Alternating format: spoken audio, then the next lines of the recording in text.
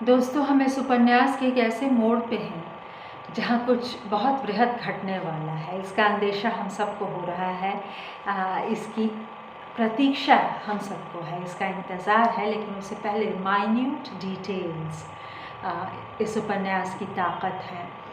हम पढ़ रहे हैं निर्मल वर्मा का अमर उपन्यास वेदिन। और ये देखिए, वो लौटा है कहीं बाहर उस जर्मन टूरिस्ट के साथ, ऑस्ट्रियन जर्मन भाषी ऑस्ट्रियन टूरिस्ट के साथ घूमकर, हमारा नायक, हमारा प्रोटैगनिस्ट। और जो गेट कीपर है, जो पहले मतलब हॉस्टल का जो वॉचमैन है, मतलब जो ये वर्किंग मैन स्टाइल हॉस्टल है जिसका वॉचमैन है, और जो पहले दिन से हमारे साथ बना हुआ है अपनी अद्भुत हरकतों के साथ, जिसको ये लोग सेंट पीटर्स कहते हैं। उसने शराब ऑफ़र की है, उसने मना किया है और कमरे में आ गया है और कल्पना कर रहा है कि मैंने सोचा था कि टीटी होगा। टीटी उसका वो चीनी दोस्त है, चीनी या वियतनामी दोस्त जो डॉक्टर है दरअसल। और ये सारे लोग एक ग्रुप में हैं। कोट उतार कर मैंने कुर्सी पर रख दिया, फिर जूते उतारे और बिस्तर पर लेट गया। मेज़ पर कुछ चमक रहा था। मैं उठा और पास आया। उसे छूने से पहले कुछ बेचैनी सी हुई। वह बेचैनी हास्यास्पद थी जो प्रायः पीने के बाद घेराती है। वह कुछ ऐसी ही है जैसे कमरे में कोई मर गया हो और सांस ले रहा हो। चूँकि मैं छोटे कुत्तों के साथ बहुत काम करती हूँ, इस फ्रेम में भी आप देखिए पीछे अजब है, तो वो तो प्यारी है। उसको कोविड की वजह से ये संरक्षण मिला कि हम इस बीच दिल्ली नहीं गए और वो बड़ी हुई। लेकिन हमारे 2 छोटे कुत्ते अभी धराशायी हुए हैं। ये बहुत लंबी कविताएं हैं, एकदम पास आती हुई मौत को देखते हुए उन्हें जाने देना।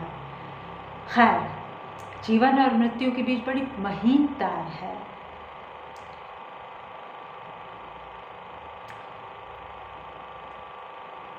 आदमी अपने डर से खेलने लगता है, होता कुछ भी नहीं। मुझे उत्सुकता हुई और मैं मेज़ के पास चला आया। मैंने उसे हाथ लगाकर छुआ, हल्की सी निराशा हुई। वह स्लीवोवित्ज़े की बोतल थी जिसका कांच चांदनी में चमक रहा था।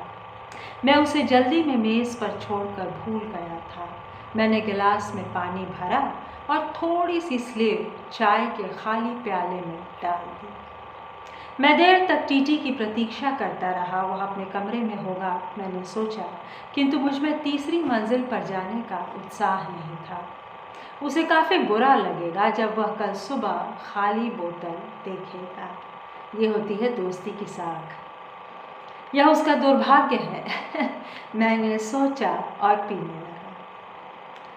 उस रात मुझे देर तक नींद नहीं आ सकी। कुछ लोग अकेले में नहीं पी सकते। मुझे बुरा नहीं लगता अगर कमरे में अंधेरा हो, तब तुम्हें कोई नहीं देखता और तुम्हें यह नहीं लगता कि तुम अकेले हो।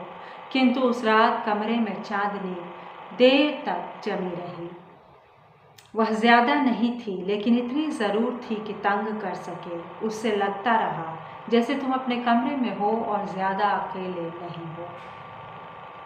जब मुझे लगा कि मैं कांप नहीं रहा, मैंने अपनी कमीज़, पैंट और मोजे उतार दिए। मुझे अपनी बहन की चिट्ठी पढ़ने की इच्छा हुई। याद कीजिएगा कि ये चिट्ठी बहुत पहले ही आई थी और किन किन बहानों को बनाकर हमारे नायक ने उसको पढ़ने से खुद को रोक रखा है। शायद ये भी है कि ये चिट्ठी फिर तुरंत आएगी नहीं, तो एक ऐसे मायूस अकेले दिन की आशंका में उस चिट्ठी को भी बचाए हुए है, बाकी बातों के अतिरिक्त, कि उस दिन ही वह उसको पढ़ेगा। ऐसा होता है, ऐसे लम्हे होते हैं जब आप विदेश में हो और उस वक्त आपको अपने घर के लोगों की चाहत उतनी नहीं होती, लेकिन उनकी इतनी तेज़ चाहत होती है अचानक किसी ऐसी शाम जब आप बहुत लो हो और एक ऐसा नॉस्टैल्जिया धर दबोचे। तो ये व्यक्तिवाद है दोस्तों, ये अपने मूड के हिसाब से हो सकता है। उसमें कोई ज़रूरी बात हो, नहीं भी हो सकती है, लेकिन फिर भी ये आधुनिक मनुष्य है। हम उससे रूबरू हैं और ये निर्मल जी के उपन्यास की खासियत है। फिर याद आया, बत्ती नहीं है, क्या बहाने हैं। मैंने उसे मेज़ पर रहने दिया। मुझे हल्की सी खुशी भी हुई कि उस रात मैं उसे नहीं पढ़ूंगा। मैं बाहर देखने लगा। खिड़की के बाहर प्राग का आकाश था। दूर दूर खुली हवा में पुराने गिरजों की बुर्जियां खड़ी थीं, धुंध में मकड़ी के जालों से टंगी हुई। मैं दोबारा बिस्तर पर आकर लेट गया। स्लीवोवित्से की बोतल मेज से उठाकर पलंग के नीचे खिसका दी। मुझे लगा मैं बिल्कुल ठीक हूँ। कमरा अब भी ठंडा था, लेकिन अब मुझ में गर्मी थी और मैं कांप नहीं रहा था। मुझे लगता है कि निर्मल जी का इन्फ्लुएंस हुआ। मैं एक लंबे समय कैलगरी में जब थी, तो जब एक स्टूडियो मुझे सड़क किनारे का मिला था, वो मुझे बहुत प्यारा था। मैं दोबारा वहाँ जाऊँगी और वो सारी तस्वीरें लूँगी, सिवाय इसके कि मैं नहीं। तो स्टूडियो की खिड़की थी जिसमें कांच था और सड़क थी उसके पार। उस खिड़की पर भी मैंने वाइन की कुछ बोतलें चढ़ा रखी थी कि जिस दिन मैं घर खरीदूँगी उस दिन वो वाइन की बोतलें खोलूँगी।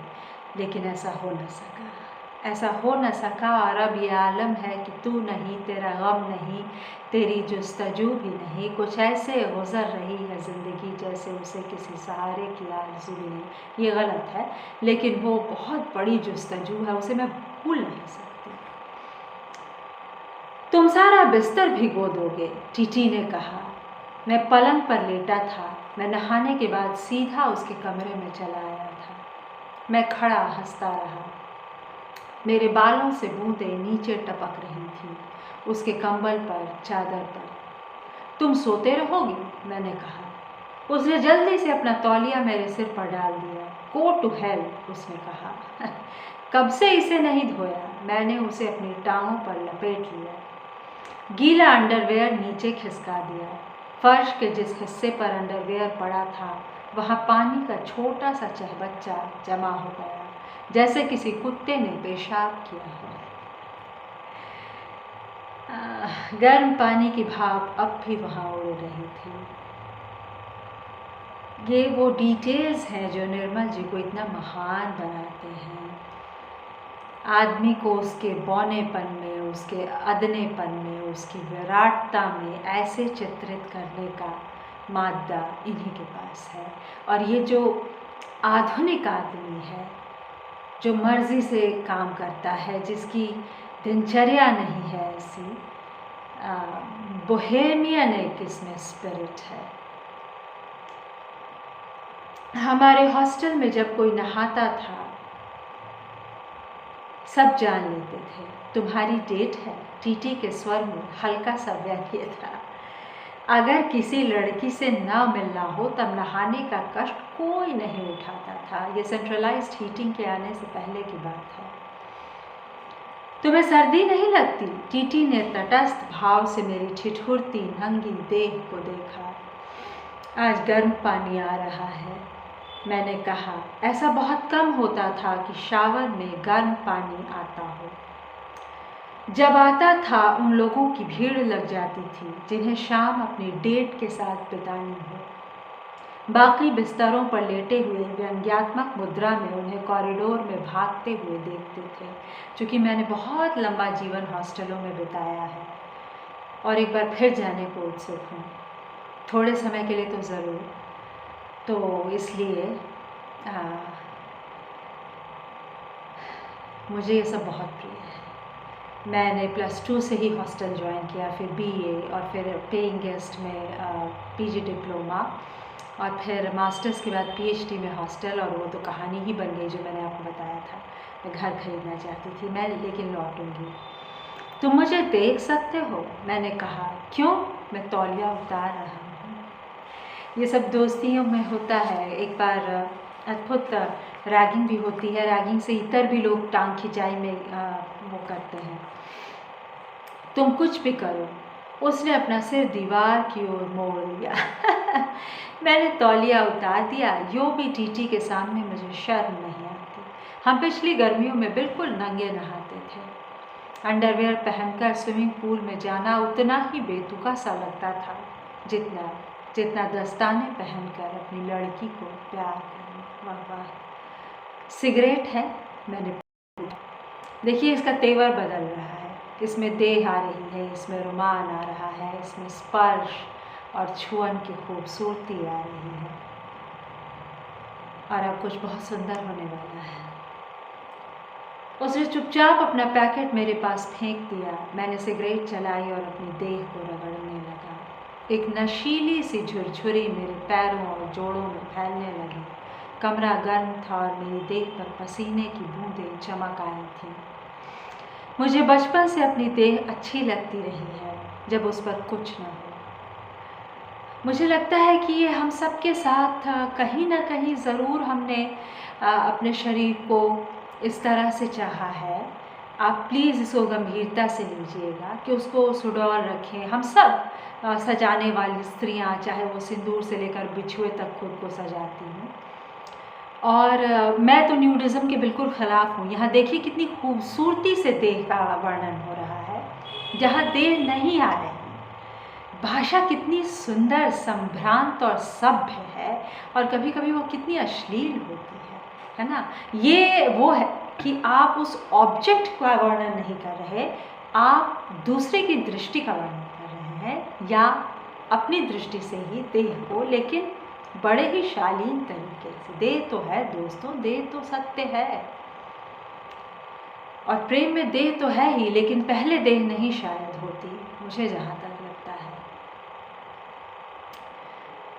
मैं धीरे धीरे उन्हें छूता हूँ, उन अंगों को जो दिन भर कपड़ों में छिपे रहते हैं। ये सब तब होता है जब हमें कोई बहुत अच्छा लगने लगता है। जब वे रोशनी में खुलते हैं, मुझे हमेशा एक छोटा सा आश्चर्य होता है। पहले क्षण कभी विश्वास नहीं होता कि यह मेरी ही देह है। मैं उन्हें छूता हूँ, मुझे तब अपनी ही छुअन अपनी देह से अलग जान पड़ती है, जैसे मेरी देह के कुछ अंग खुली रोशनी में दूसरे अंगों को प्यार कर रहे हो और मैं उनके बाहर महज एक दर्शक हूँ। वही बात जो मैंने कही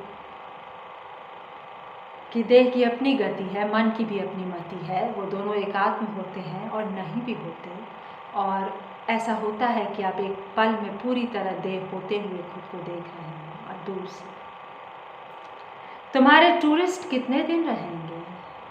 टूरिस्ट कौन? मैंने टीटी की ओर देखा। तुम्हारा हैंगओवर अभी उतरा नहीं?